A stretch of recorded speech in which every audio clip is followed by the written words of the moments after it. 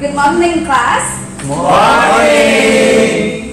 Terima kasih udah datang di Matrix Education kali ini, tepatnya di Color Formulation. Sudah ada yang pernah ikut sebelumnya? Baru ya. Sudah ada yang biasa aplikasi color di salon sebelumnya? Udah dong, Mbak. Udah.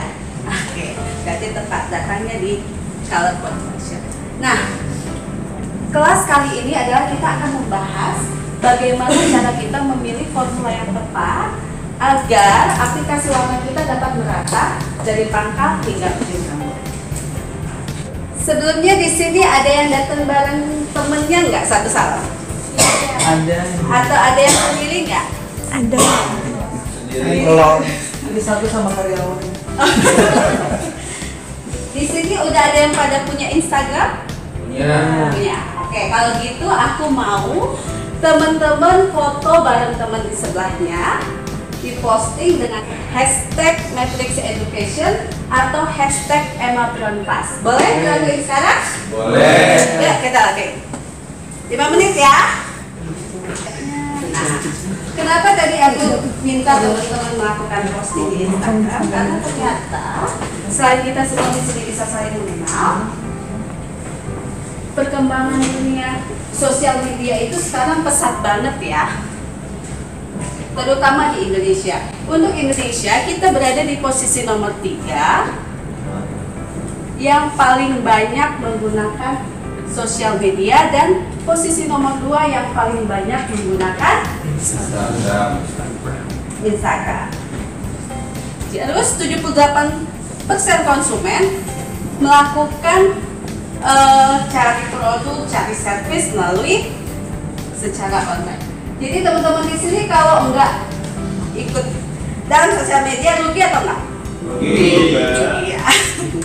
Nah, kalau misalnya perkembangannya pesat, tentu saja ada negatif dan ada positif. Mau yang negatifnya atau mau yang positifnya? Positifnya adalah berita itu semakin gampang tersebar. Berita, informasi itu semakin gampang. Terus kita juga bisa manfaatin lagi media sosial itu untuk yang namanya promosi bisnis dan kreativitas. Misalnya kita punya servis yang berbeda di salon kita, supaya klien kita lebih tahu misalnya servis yang terbaru, kita bisa pasarin melalui media sosial. Cari endorse juga bisa melalui media sosial. Sekarang kita masuk ke intinya. Di depan ini adalah beberapa produk pewarnaan yang ada di Matrix. Kira-kira udah ready stock semuanya di salon? Sudah ya?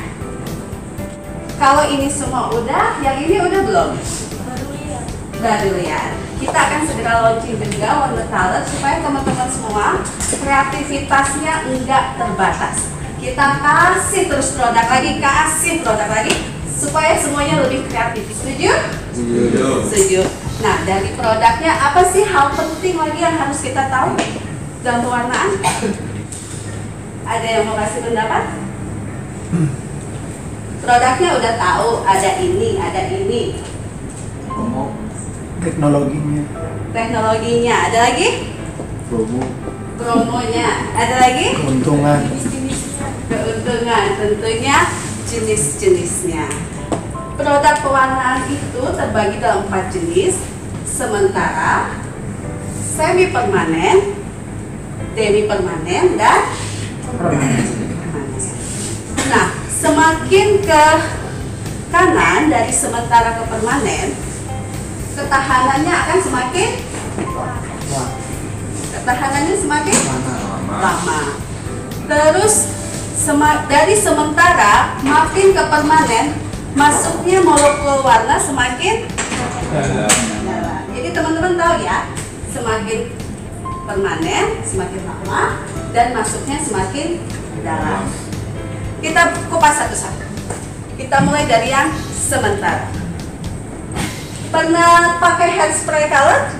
Pernah. Masuknya sampai mana? Masuk apa masuk? Masuk apa masuk? Apa? Nempel. Dia cuma menempel. Kalau yang semi permanen, ada yang pernah pakai?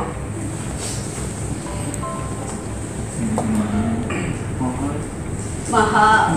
Kita punya Sokalental colorimetrics, cuma untuk saat ini belum bisa disediakan di market Indonesia. Jadi kalau teman-teman nanti jalan-jalan ke Amerika, boleh beliin satu buat aku ya. Terus kita ke yang demi permanen. Sudah ada yang pernah pakai Sokalental? Sudah. Masuknya lebih dalam lagi nggak? Lebih awet lagi nggak? Lebih awet mana? Yang demi atau yang semi? Sama-sama nggak awet. Kalau nggak awet berarti ada sesuatu yang salah. Lebih awet mana? Lebih tahan lama mana? Yang demi atau yang semi? Nah, kalau sama-sama awet, teman-teman lebih pilih menggunakan yang mana? Yang demi atau yang semi? Demi. Kenapa? Ada oksidannya, benar. Jadi kalau kita memilih pewarna yang demi, kita memerlukan oksidan di sini. Kalau ada tambahan oksidan, artinya adalah loss produk yang kita keluarkan akan lebih lebih mahal mana? Tube color atau oksidan? Tube color. Jadi kalau di mix dengan oksidan akan lebih hemat, lebih murah ya.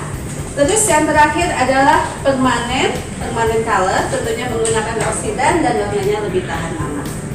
Nah, dari teman-teman semua, klien yang datang ke salon lebih banyak mau yang pakai color demi, semi atau permanen? Paling banyak ingin menggunakan warna yang permanen. Kenapa? Lebih lama. Tapi teman-teman perlu tahu juga cara kerjanya. Kalau cara kerja produk permanen adalah di sini ada durasi 25 menit. Siapa di sini yang durasinya 25 menit? Ayo cowok-cowok, nyampe nggak 25 menit? Lebih lama. Lebih saya.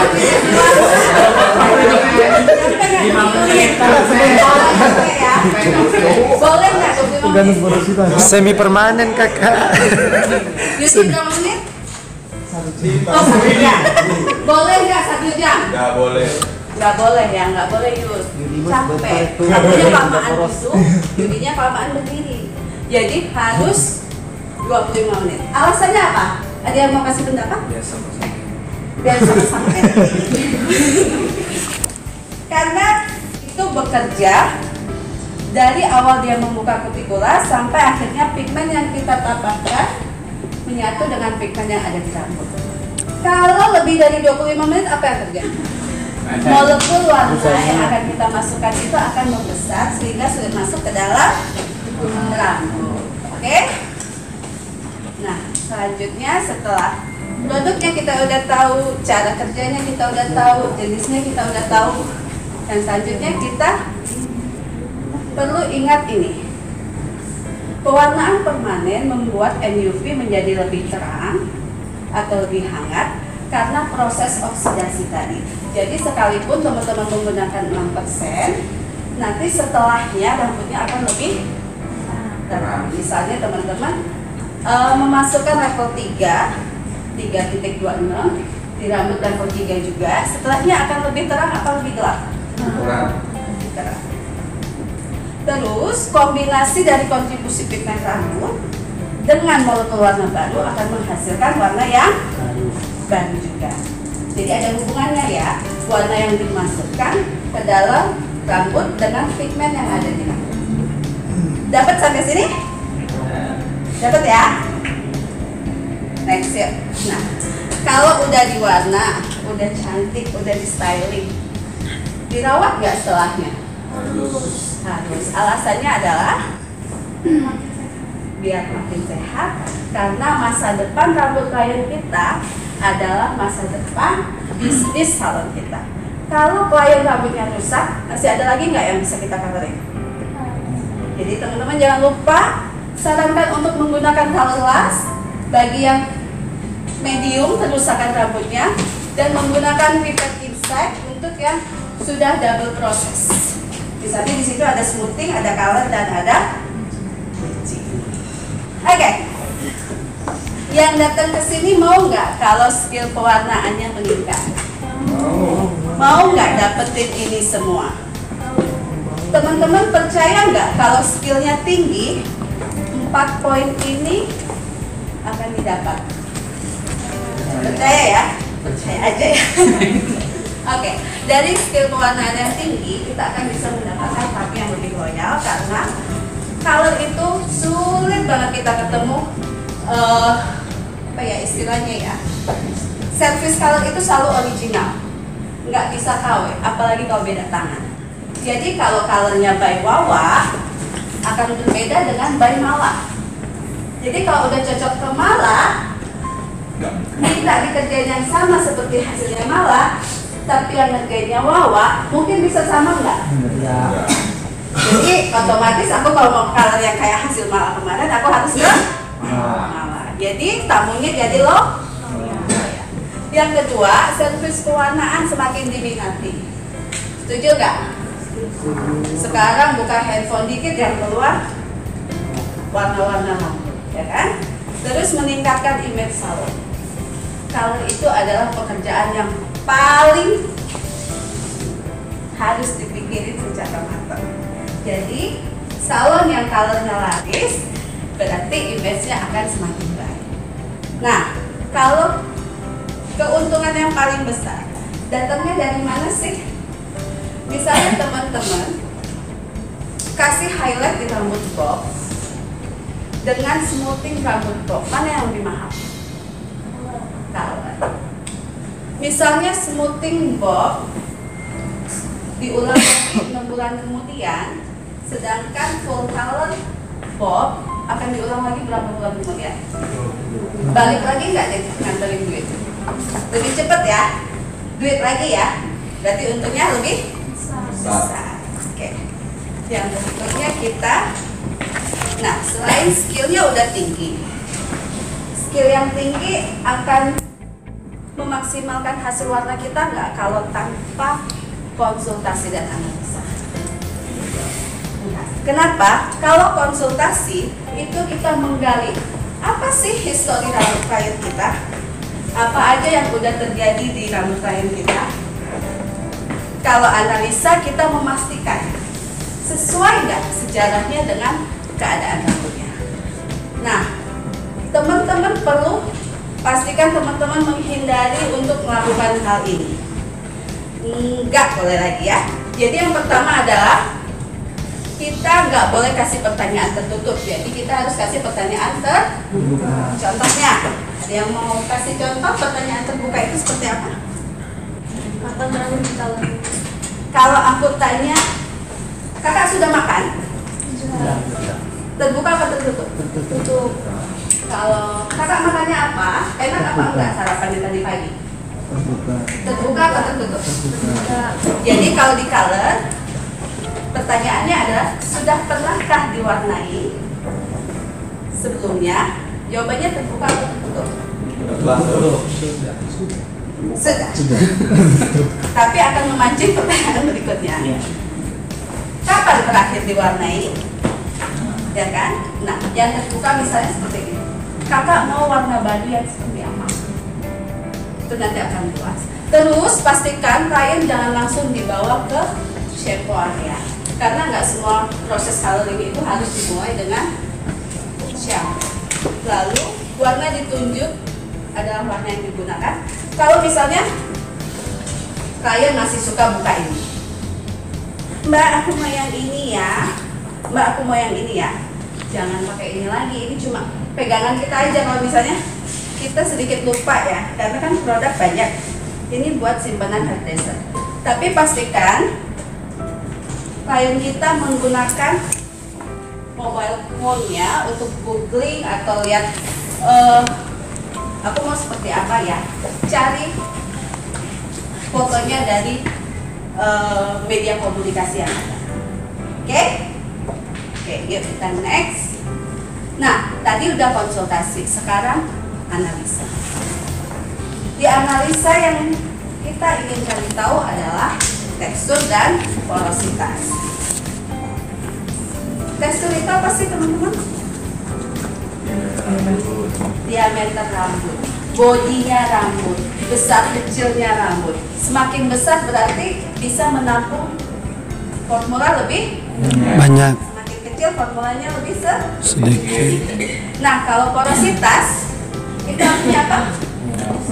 Daya serap. Kita lihat penampangnya di sini kelihatan kutikulanya udah pada terbuka.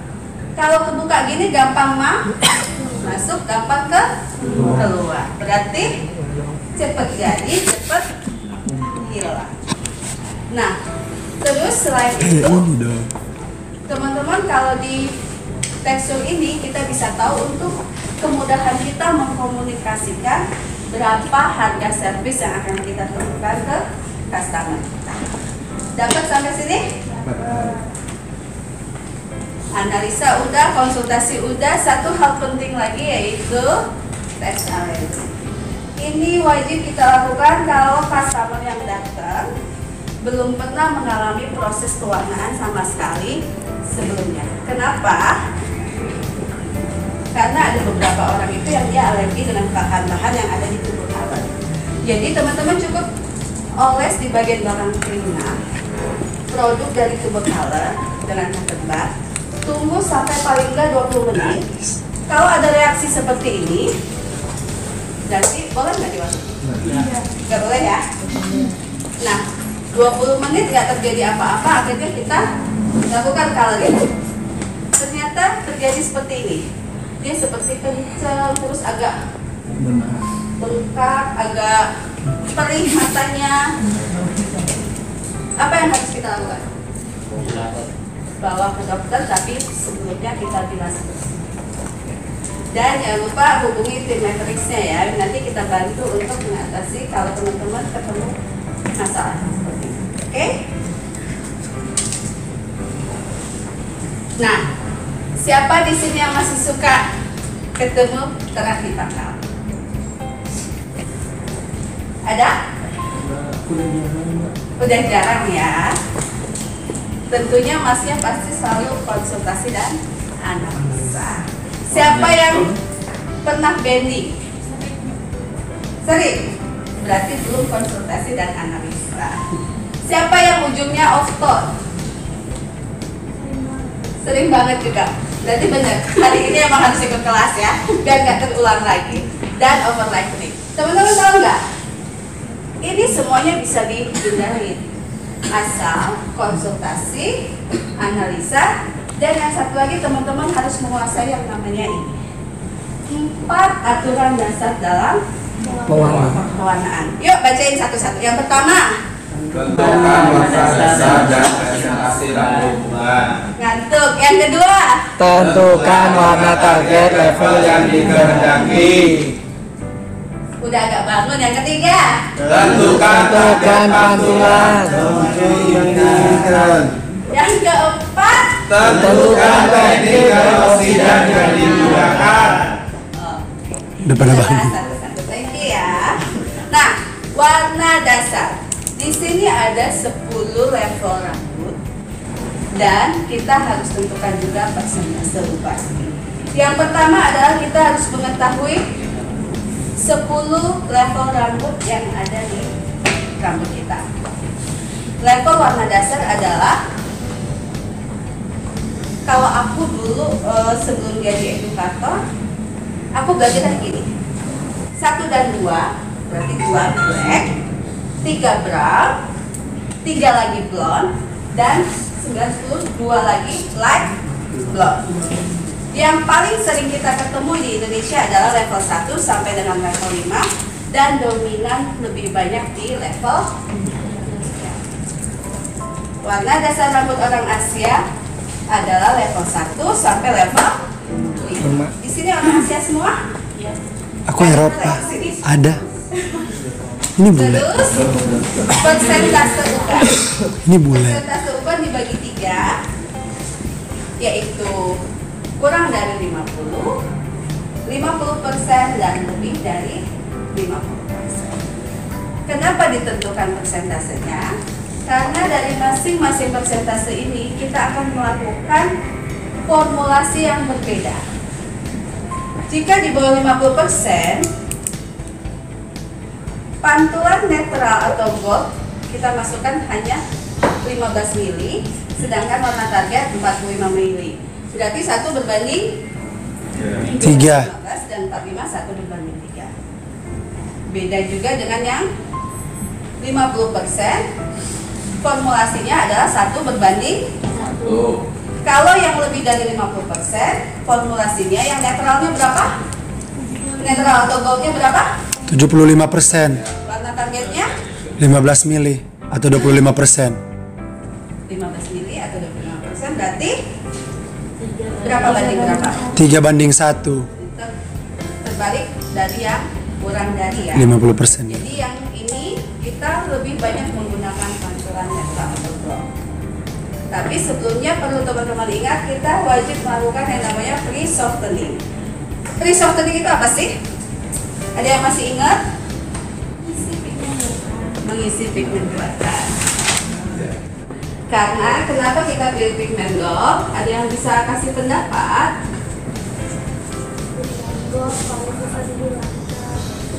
Ya, pigmen yellow atau gold adalah pigmen yang terakhir keluar dari rambut kita. Sehingga untuk mengikat warna baru kita memerlukan pigmen gold kembali.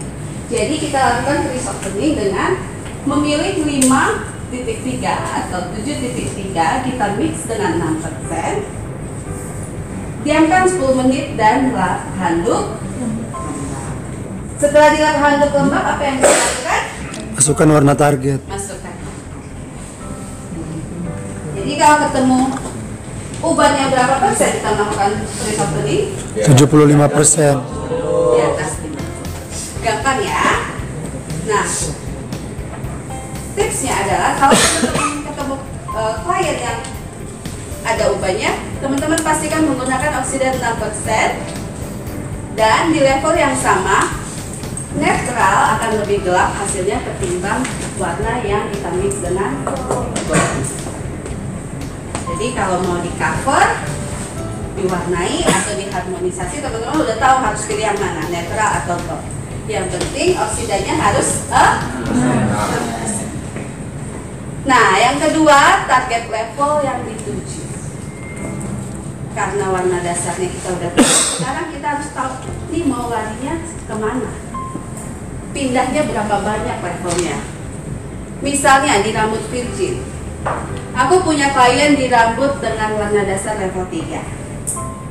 Kalau kita ketemu kayak ingat konsultasi, pertanyaannya adalah teman-teman bisa tanyakan, kakak mau digelapkan atau diterangkan atau sama rata, sama level. Misalnya contohnya seperti ini. Ini untuk yang sama level, kita cukup cari formula yang levelnya sama dan tampilannya juga sama dengan rambut yang ada. Lalu ini untuk yang lebih gelap, tentu saja kita memilih tubuh color yang levelnya lebih rendah. Dan ini untuk yang lebih terang, tentu saja tubuh colornya dengan level yang lebih tinggi. Hai guys, balik lagi sama aku Emma Brown. Nah, video yang tadi baru kamu saksikan adalah video di mana aku sedang mengikuti National Training Education beberapa bulan lalu. National Training Education itu adalah di mana semua edukator senasional, edukator matrix berkumpul untuk mengupgrade kembali baik itu skill teknikal maupun skill presentasinya. Yang barusan adalah kita sedang upgrade skill presentasi. Jadi aku merasa aku perlu membagikan video ini ke teman-teman karena di dalam presentasi itu berisi informasi penting yang wajib teman-teman ketahui jika teman-teman ingin menjadi seorang coloris. Hanya saja saat ujian ada keterbatasan waktu sehingga aku membahas hanya sebatas 4 aturan dasar yang pertama dan yang kedua. Bagaimana dengan 4 aturan dasar yang ketiga dan keempat? So, kamu pastikan kamu cek videoku selanjutnya di mana aku akan membahas kelanjutan dari video ini.